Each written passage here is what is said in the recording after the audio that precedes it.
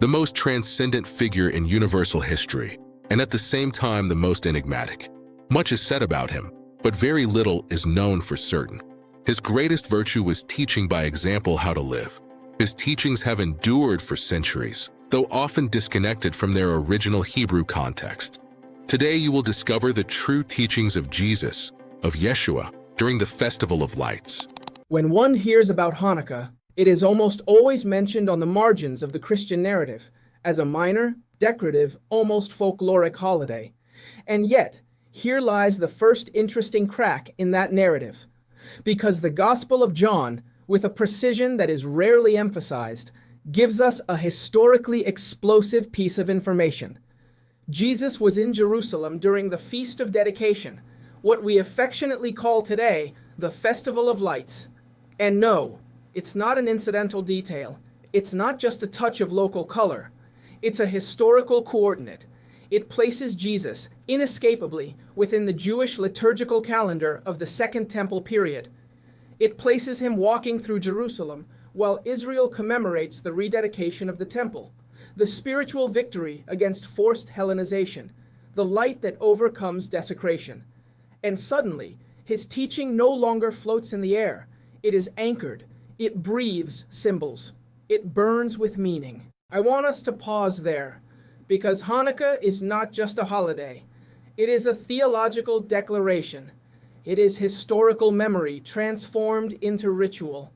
It is identity ignited in the midst of political and religious darkness. And it is precisely within this framework that John places Jesus' teaching, dialoguing, provoking, and challenging. This report, which we are beginning together today, does not aim to simplify anything. On the contrary, it aims to highlight complexity. We will analyze what Hanukkah truly was during the Second Temple period, how it was celebrated in Jesus' time, what the Gospel of John says exactly word for word, and also something equally important, what the Gospels don't say, and why they maintain these eloquent silences. I will show how certain teachings attributed to Jesus fit naturally, almost organically, with the symbolism of Hanukkah, the light, the dedication, the fidelity to the spiritual identity of Israel. And we will also delve, without fear, but with rigor, into his relationship with Pharisaism, with the oral law, with the halakhic disputes of his time, not from caricatures, but from sources, context, and historical responsibility. I'm sharing all of this with you from La Mishna TV, a space designed for those who aren't satisfied with easy answers or decontextualized narratives. And I say this with complete clarity and sincerity. I, Abel Flores, will be personally answering your questions and comments. Now, to understand why this detail in the Gospel of John is so full of meaning, we need to go back a little further. Before Jesus, even before the disputes of his time, Hanukkah was already both a wound and a source of hope in the memory of Israel. It commemorates the purification and rededication of the temple in 164 BCE after its desecration by the Seleucids. The books of Maccabees recount this with historical accuracy, and Josephus reminds us that it was not merely a ritual, but a festival of light, restoration, and national expectation. And that is where our story truly begins. To truly understand Hanukkah, we must strip away the decorative nostalgia and return it to its real historical origins. Hanukkah did not begin as a domestic custom, but as a national, religious, and political response to a profound crisis. It commemorates the purification and rededication of the temple in Jerusalem in 164 BCE, after its desecration under Seleucid rule. And it's important to state this clearly. The temple was not merely occupied. It was ideologically violated. The oldest sources leave no room for doubt.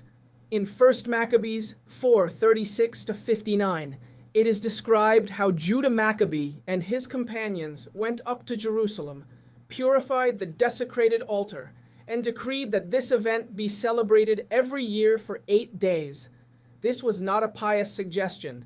It was a conscious decision to transform memory into liturgy, and liturgy into collective identity. History was to be remembered not only with words, but with time, with a calendar, with repetition. The second testimony, 2 Maccabees 10:1-8, adds a crucial detail. It says that the celebration lasted 8 days in the manner of Sukkot.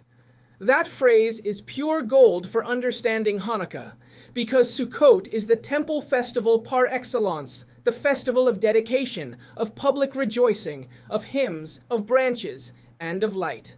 Hanukkah, then, does not arise in a vacuum. It is consciously grafted onto an older tradition. It is continuity, not rupture. It is a Sukkot recovered after the trauma, and here the light appears, not as a later metaphor, but as an original symbol. Flavius Josephus, the first-century historian, explains that this festival was popularly called the Festival of Lights, not because a domestic miracle had occurred, but because the restoration of worship rekindled national hope. The light is the visible sign that the bond between Israel and its God had not been broken, despite the violence. The cultural imposition and the desecration. The cultural imposition and the desecration. Hanukkah, then, is organized historical memory. It is resistance transformed into ritual. It is a national pedagogy that teaches, year after year, that spiritual identity cannot be compromised without consequences. And most importantly, this memory was not frozen in the 2nd century BCE. It was transmitted, celebrated, reinterpreted, and remained alive within Second Temple Judaism. Therefore, as we move into the 1st century CE, when Jerusalem is once again under imperial pressure and the temple remains the symbolic heart of Israel, Hanukkah will not be a distant memory. It will be a burning flame. And understanding this completely changes how we read what comes next. And it is also important to remember that in Jesus' time there were different groups of nationalist and armed Jews, such as the Zealots, and even Simon Peter, one of his most famous disciples, belonged to this group, which was, in a sense, a representative in his day of the ancient Maccabees. Now, this is where modern confusion often begins, because if we project today's Hanukkah onto the past, we completely miss its original meaning. In Jesus' time, Hanukkah was not a holiday centered on the miracle of the oil, nor was it a domestic celebration as we know it now. It was first and foremost a temple festival, a commemoration of the dedication, purification, and restoration of worship, a public reminder of faithfulness to the Torah in the face of cultural assimilation. The light didn't speak of comfort, it spoke of spiritual resistance. And most revealing of all is this: the focus wasn't on the war, but on the recovery of sacred life. That's where the 1st century forces us to rethink everything. To understand what Hanukkah meant in the 1st century, we must first undertake an uncomfortable but necessary exercise: unlearning. We must dismantle the modern perspective that, without ill intent, projects onto the past practices and emphases that did not yet exist. Because in Jesus' time, Hanukkah was not what we usually imagine it to be today.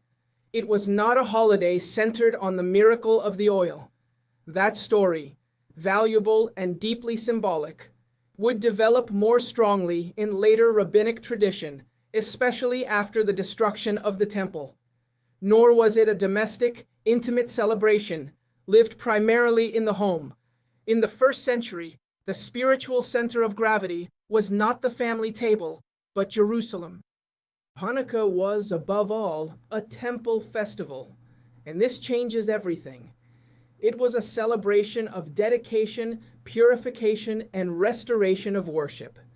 It wasn't simply about remembering a historical event, but about reliving it. Every year, Hanukkah proclaimed that the temple remained the spiritual heart of Israel, and that its sanctity had to be protected, cared for, and renewed. It was also a powerful reminder of fidelity to the Torah in the face of assimilation, not against other people, but against other logics, other values, other worldviews that sought to dilute Jewish spiritual identity. Hanukkah taught that not all progress is neutral, and that not all integration is innocent. There were lines that could not be crossed without paying a price. And the light, so central to this holiday, was neither decorative nor sentimental. It was a symbol of spiritual restoration. Light meant that sacred service had been reestablished, that the relationship between Israel and its God remained alive, that darkness had not had the last word. Lighting the candles was an affirmation of meaning, continuity, and hope. It is important to emphasize this.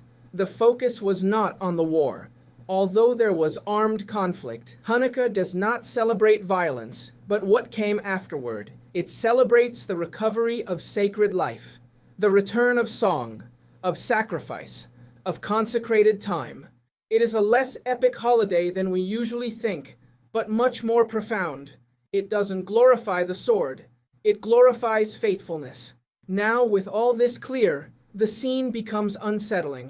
If that's the question that remains, then the next step is inevitable.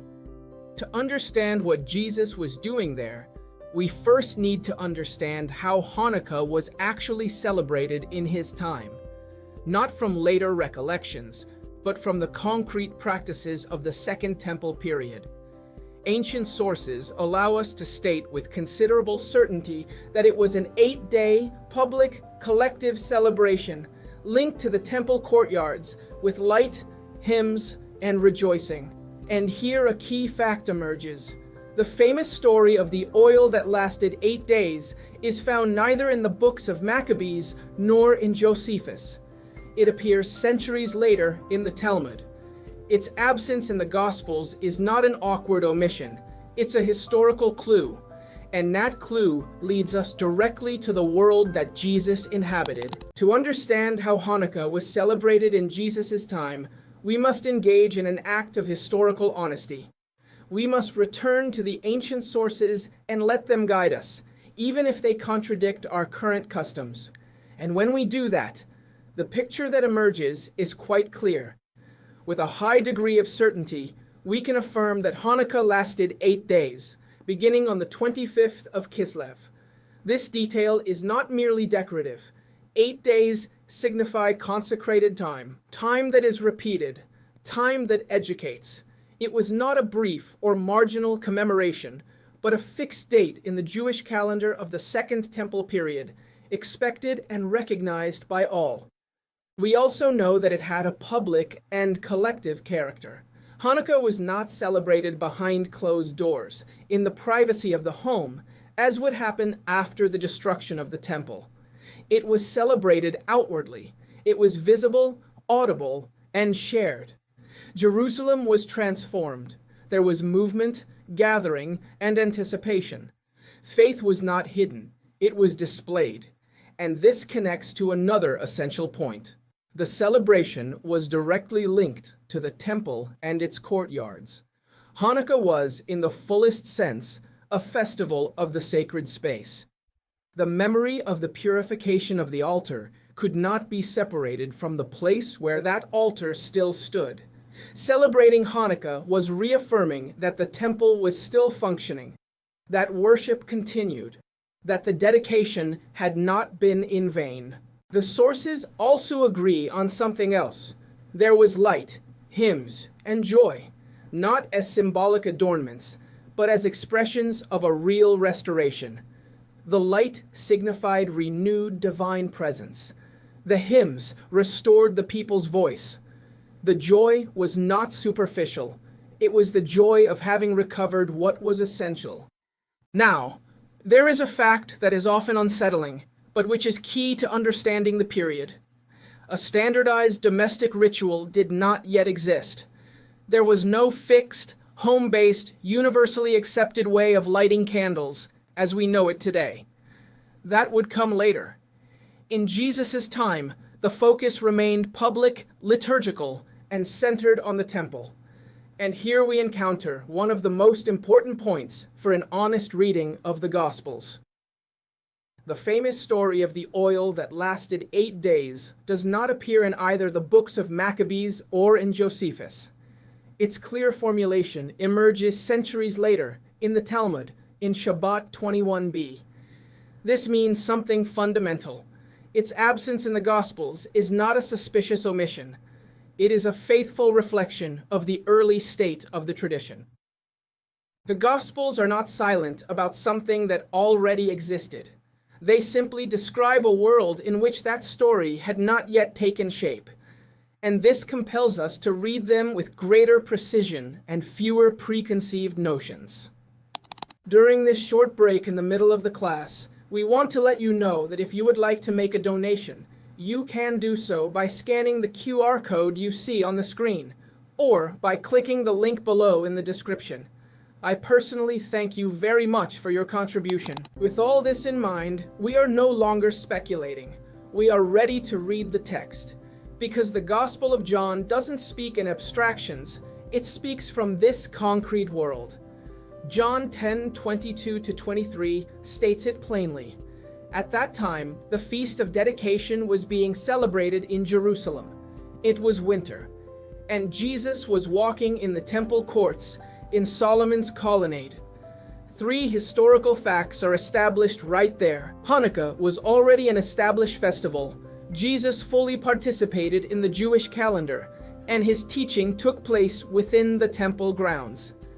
John doesn't mention domestic rituals or lights in homes because they didn't yet exist as a central part of the celebration.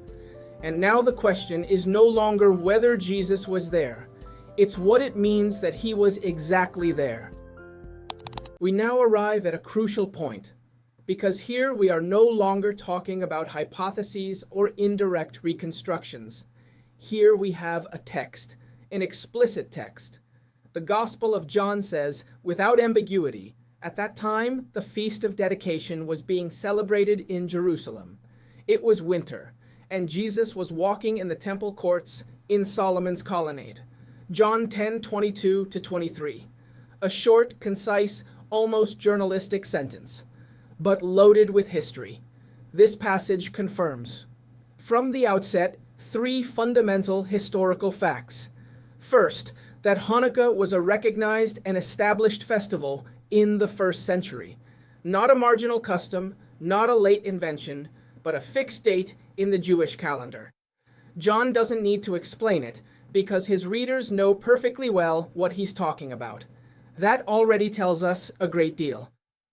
Second, that Jesus participated in the Jewish festive calendar. We don't see him isolated, on the margins, or in conflict with his religious environment. We see him walking within the liturgical rhythm of Israel, sharing times, spaces, and collective memories. Jesus does not appear as an outsider to the Judaism of his time, but as someone who moves comfortably within it. And third, perhaps most importantly, his teaching takes place in the temple, not in a private house, not in the rural outskirts, in the symbolic and spiritual heart of Jerusalem. Solomon's colonnade is not an innocent geographical detail. It is a place of public teaching, of debate, of the transmission of authority. It is there that the great questions are discussed. John, moreover, is remarkably precise in what he doesn't say.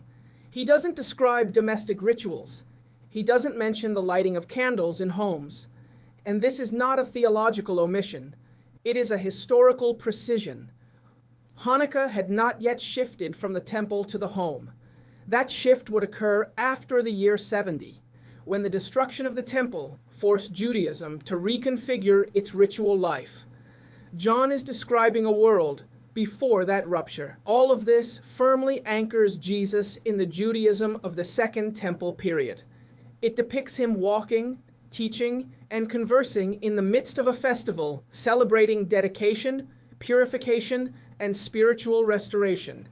And this is where the text begins to vibrate with a special intensity, because Hanukkah is the festival of lights, and John's gospel is the one that most profoundly reflects on light. None of this is accidental. We haven't yet delved into the words Jesus speaks there, but the setting is already illuminated, both literally and symbolically. Temple, winter, dedication, light, identity. And now the text begins to illuminate itself from within. Because if Hanukkah is the festival of lights, and Jesus is teaching in the temple during Hanukkah, then his words about light are no longer generic metaphors. When Jesus says, "No one lights a lamp and hides it, but rather puts it on a lampstand, so that it may give light to everyone," he is speaking the symbolic language of that festival. This teaching, repeated in Matthew and Luke, coincides remarkably with what the rabbinic tradition would later call pursume nisa, making the light visible, making the miracle public. The light is not hidden, it is displayed. And if these words resonated in the temple courts during Hanukkah, then we are not dealing with a coincidence. We are dealing with a key to understanding that we are only just beginning to uncover. There are teachings of Jesus that, when read out of context, seem universal but abstract. And yet, when we return them to their time, their place, and their historical setting, they become surprisingly concrete. One of them is this phrase that Jesus repeats insistently: "No one lights a lamp and puts it under a basket, but rather on a lampstand, so that it may give light to everyone." We find it in Matthew 5:15, in Luke 8:16, and again in Luke 11:33. Three different traditions, the same core message. That already tells us that it wasn't a passing thought, but a central teaching. Now, stated like that, the phrase seems almost obvious. Who would light a lamp only to hide it? But in the symbolic world of Second Temple Judaism, that statement was far from trivial. Light was not just a functional object. It was a theological language. Light meant divine presence, revelation, spiritual restoration, and during Hanukkah, that language was literally in the air. Later rabbinic tradition would define Hanukkah based on a key principle, pursume nisa, making the miracle public. The light does not fulfill its function if it remains hidden. That is why it is placed in front of the door or window. That is why it must be visible from the public domain. Although later halakha would even specify a particular low height so that it could be seen from the street, the principle is always the same. The light is lit to be seen. And here something fascinating happens. This principle, formulated centuries later with legal precision, coincides exactly with Jesus' teaching. The light is not hidden. It is displayed. It is not privatized. It is shared. It is not lit for oneself, but for others. It is not a spiritual luxury. It is a responsibility. If these words were spoken, or at least transmitted, in the context of the temple during Hanukkah, then their power is multiplied.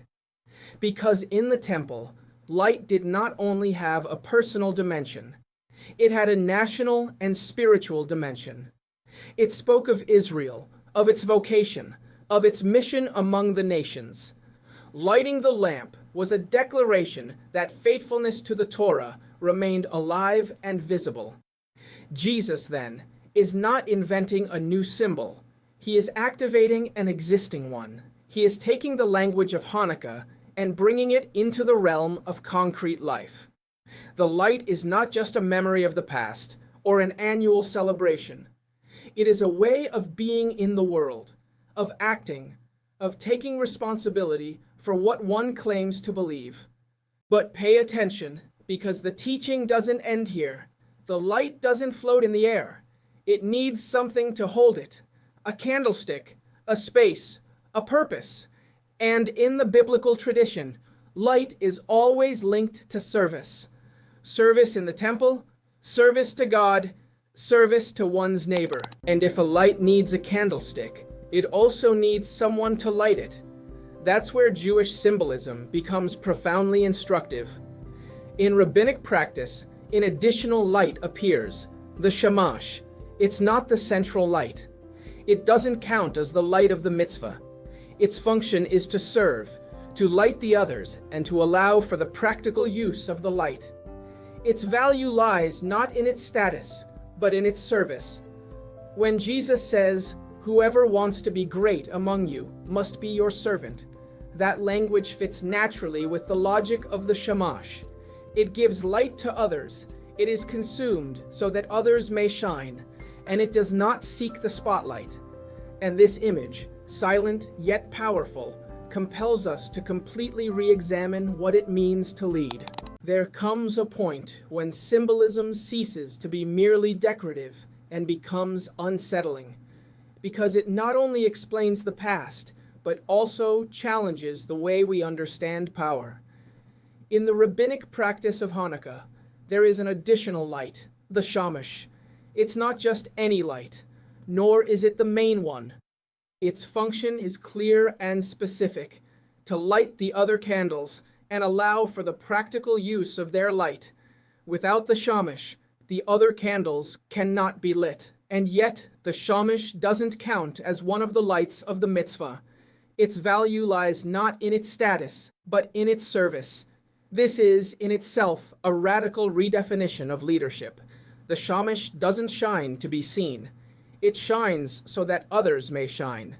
It is consumed so that others may remain lit.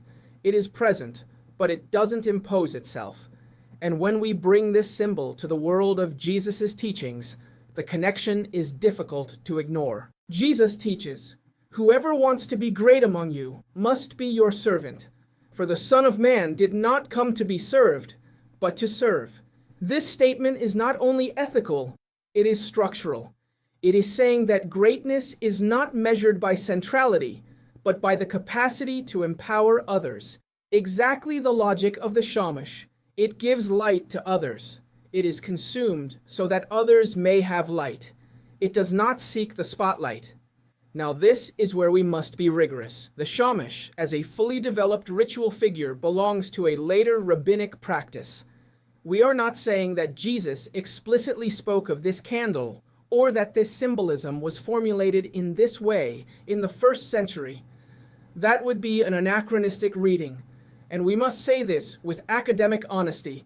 What we are doing here is darash, a later theological interpretation that takes symbols developed later to illuminate earlier teachings. It is not history, it is interpretation. It does not describe what happened, but what resonates. And that distinction is crucial. But the fact that it is darash does not make it arbitrary.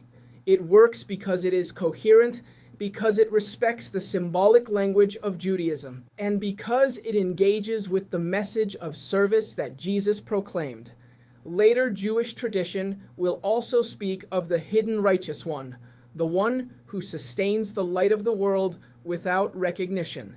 In some currents, this figure is associated with Mashiach ben Yosef, the suffering Messiah who acts in anonymity, preparing the way and bearing the burden before the visible redemption. This idea does not belong to the 1st century. It is not part of Second Temple Judaism, and yet, as darash, as a later theological interpretation, it creates a suggestive tension. Because when these layers are superimposed, the shamash, the servant, the hidden righteous one, a messianic question arises that is not easily resolved. What if true leadership is not recognized at first glance? What if the most decisive light is the one that is not considered official light? What if service, and not power, is the ultimate criterion? If I had to summarize everything in a single idea, I would say this: Jesus was not an outsider to Judaism. He was a Jewish teacher fully immersed in his time. He taught like the sages, debated like the Pharisees, and lived according to the Jewish calendar, including Hanukkah. His message did not glorify war, but rather the light of the Torah, spiritual faithfulness, and selfless service. Hanukkah is not marginal to understanding him. It is a key. I, Abel Flores, invite you to leave your questions and comments. I will be responding personally. Also visit us in lemishna.com. We have a lot information about all of this. Continue watching our classes. We have much more for you.